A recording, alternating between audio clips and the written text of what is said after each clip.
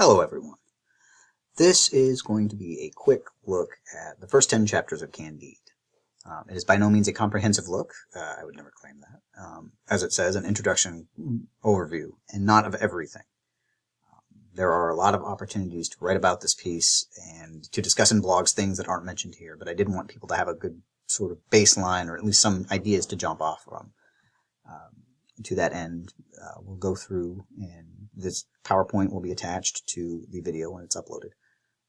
And you can go through those as well. So, without further ado, one of the elements that Voltaire is known for is his being critical. This story is probably his most famous version of that, in which his opinions on war, politics, philosophy, religion, even economics, and I did note the footnote to bankruptcy. Every system that he seems to come across comes under some scrutiny. Those that don't, very often, you'll notice the Anabaptists later on, for instance, get shoved to the side. There is a model of the Enlightenment here, and it's sort of rooted. Voltaire is, for some people, the sort of epitome of the Enlightenment, and you can see that here in this idea of questioning, debating, the idea of what we call critical thought, and also to rebel against things which, and I put it very carefully there, rationally thought to be unjust. The idea of this moral or ethical code being sort of pushed to the side after thinking through it rationally. Candide and the other characters give us insight into Voltaire's criticism. And some of those earlier topics, they're very easy to see. Probably my favorite, just because of the sheer absurdity, and we'll talk about it a little bit later, is the extreme ideas and images of war with the completely milquetoast language, for instance. That dovetails into the idea of diction and tone. You can see this sort of idealized version, if you want to call it that, of things, being very lightly discussed and then undercut completely. And as I put here, the notes are arranged by chapter, but more by topic of critique than they are in any plot-based form. It is not a complicated story to follow plot-wise. Characters aren't really developed. The settings are important in that historical context, but this story, despite its simplicity, takes place on more abstract levels. So, again, to foster discussion, the other presentations that you may present in your blogs, for instance, are going to be more detailed than this one is. The characters, Candide in the first chapter, Pangloss, the Baron, and Cunegonde. Each one of them exists as a tool for Voltaire to use to critique. They are, as I mentioned, they're not terribly well developed, and I think that is by design. You focus less on the characters, then you are now focusing on the ideas. We do get that look at Pangloss's philosophy, and the book calls it an optimistic philosophy, and it's really easy to see that as the story continues. Everything's always for the best, and I don't know how accurate the translation is. I have not seen an original Candide yet. I don't know French that well. I know it a little bit. And so I don't know how accurate that description is in terms of the best, but it comes up a lot in this translation. As Candide explores, and it happens here the moment he leaves the castle, when he leaves the castle, that is challenged, essentially. But the readers know, and satire usually rewards its reader by being relatively intelligent, for being relatively intelligent, and you'll see that happen throughout this text. Voltaire's ideas of, in the first chapter, of individual thought over an institutional idea seem, at least when I read it, to happen when Pangloss, with the mother's maid, and Cunegonde, seeing that, realizes what's happened, learns from it on her own. There's no teaching moment. Pangloss never teaches that, at least intentionally. It is something she witnesses, then understands. And so that idea of individual thought becomes apparent early and then is explored throughout. Candide never really mentions it. The first part of the second chapter doesn't know where he's going. and despairing after he's lost what he has been told consistently is the best. His inexperience with the military becomes that critique, and it's tied to that individual that Candide does well for himself, but he can't think of himself as a hero because he's been, and part of the humor is he's been beaten now 60 times, and the last one makes him a prodigy. But the moment the military sort of rewards for what is essentially mediocre behavior by just getting punished 10 times, by getting 10 strokes, they immediately court-martial him when he tries to exercise any sort of freedom. There's a lot of comedy in this part, including the war and the brutality in the second chapter, where it ends, but also the medical advice from ancient Greece, which, while Candide is old, it's not ancient Greece old. The third chapter, and like I said, this is probably one of my favorite moments as someone who enjoys writing, enjoys prose.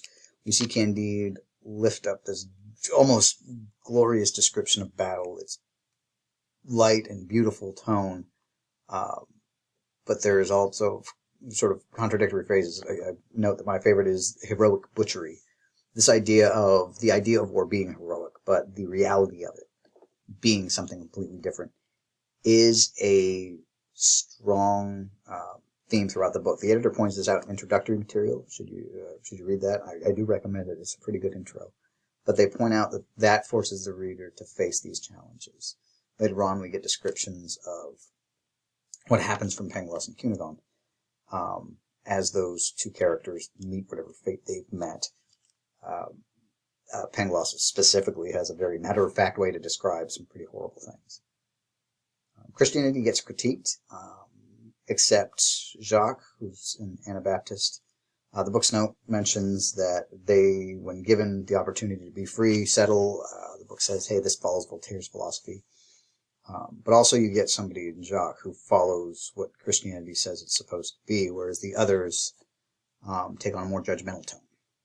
You may find some modern comparisons to this in literature and film, all of those things. It's not a discussion that's going to be new to us.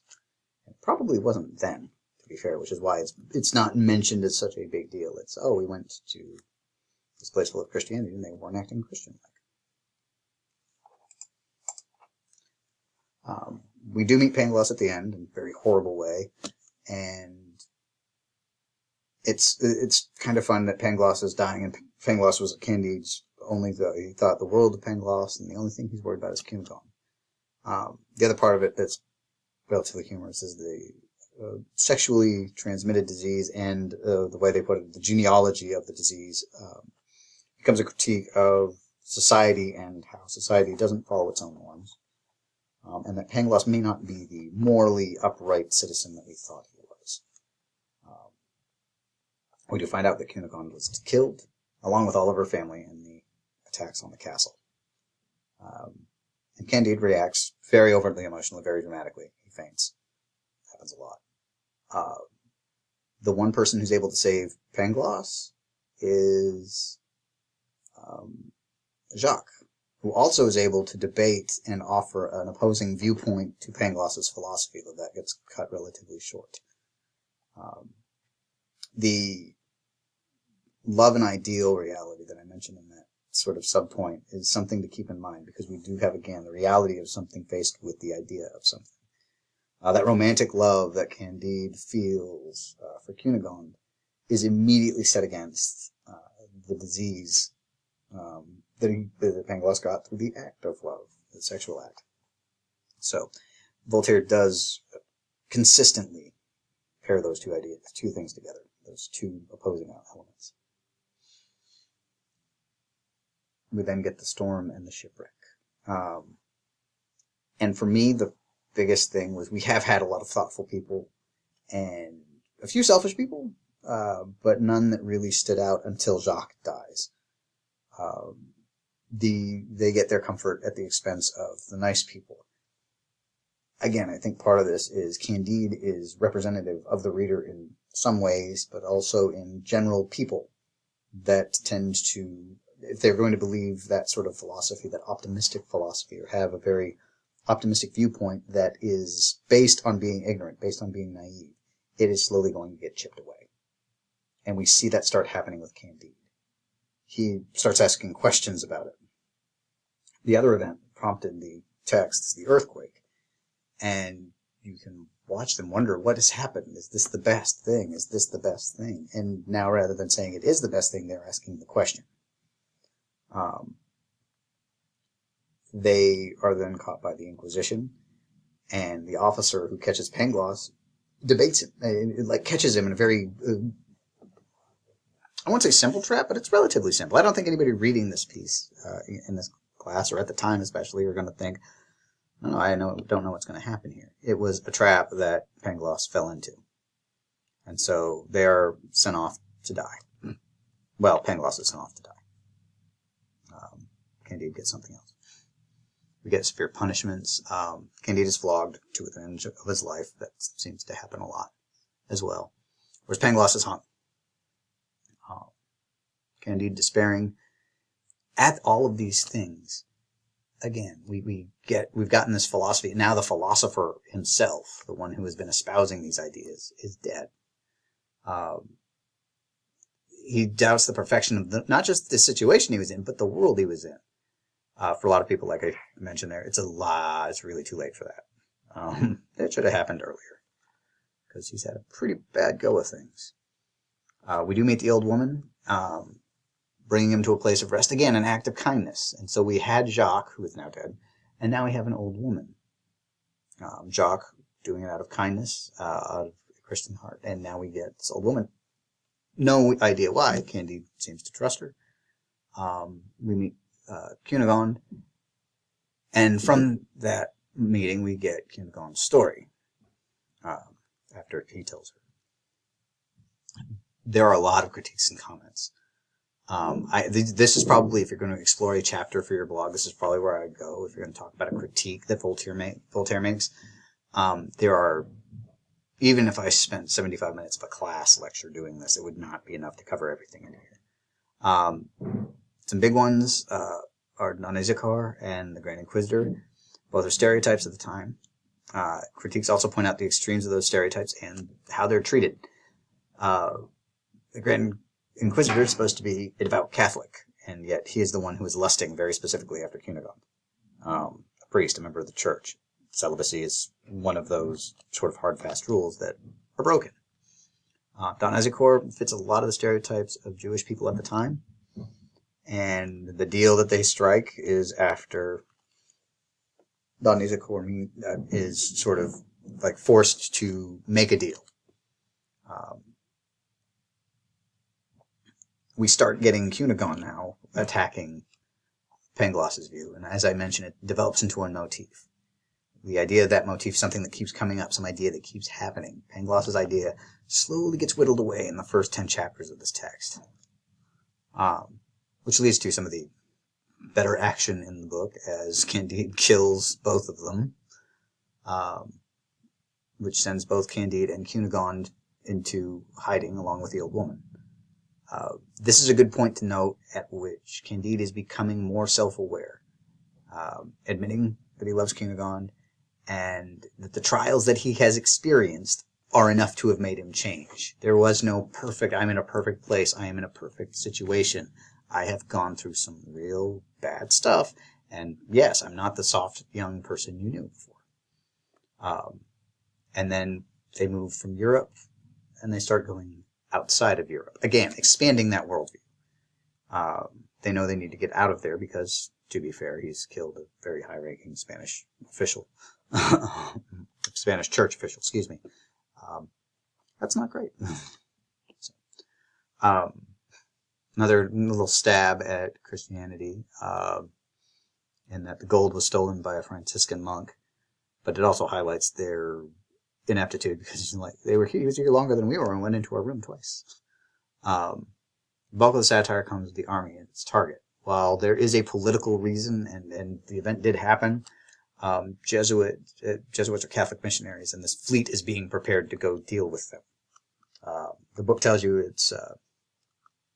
it's more complicated than Voltaire makes it. But it just, the phrasing of it does sort of belie some real idea of overkill there. They seek hope outside of the world they live. And even in chapter 10, it's a quick move. But they have gone completely the other direction. Now they don't think this universe is good. And that is a sort of death knell of that optimistic philosophy. They've seen earthquakes. They've seen murder. They've seen rape. They've seen children slaughtered. All of these things that are really terrifying don't make up a perfect world. And they've started acknowledging that, which is a big step. And I think a good point on which to end as they move from one narrow worldview, that being Europe, to a bigger. So I hope that you found that helpful. If you have any questions, again, let me know. And I look forward to reading your blogs. Take care.